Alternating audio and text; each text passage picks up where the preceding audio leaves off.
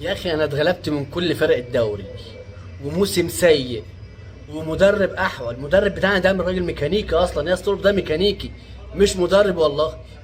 واتغلبت من كل الدنيا، اتغلبت من بيراميدز واتغلبت من الترجي، وفي الاول وفي الاخر بحط عليك. واخدك الدور الاول 2-1، واخدك في بدايه الموسم 2-0 السوبر، واخدك الدور الثاني 3-0. يعني كنا لبسنا كل فرق الدوري الزمالك عشان يحصل، عشان نعمل فيهم كده. مش طبيعي. حسين الشحات ده هيطلع لكم في المنام. حسين الشحات هيطلع لكم في المنام. بن شرقي ده بتاعكم بقى، انتوا اللي بعتوه، فانتوا تستحملوا نتائج عمايله.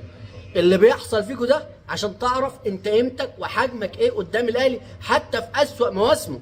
تخيل انا بتربع عملت فيك كده، دور اول ودور تاني مباراه سوبر في اول الموسم، وده اسوأ المواسم واللي عملوا عليه الموسم، واحنا نفسنا غضبانين على وبنهاجم ادارتنا، وبنهاجم لاعبتنا، وبنهاجم الجهاز الفني، وبنهاجم الجهاز الاداري، وبنهاجم نجيله الملعب اللي هم بيجروا عليه. وفي الاخر باخدك دور اول ودور تاني، وباخدك في الصور في بدايه الموسم.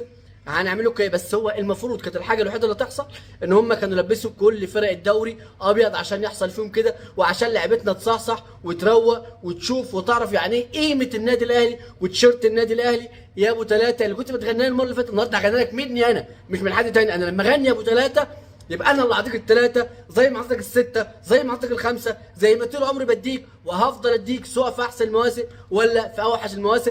مبروك جمهور الاهلي، مبروك رجاله الاهلي في الماتش ده بالذات. الف مليون مبروك على الثلاثيه الكبيره العريضه. وحطوا لنا رايكم في الكومنتات، وفجروا لنا الفيديو ده لايكات، والف مبروك جمهور الاهلي الكبير. سلام.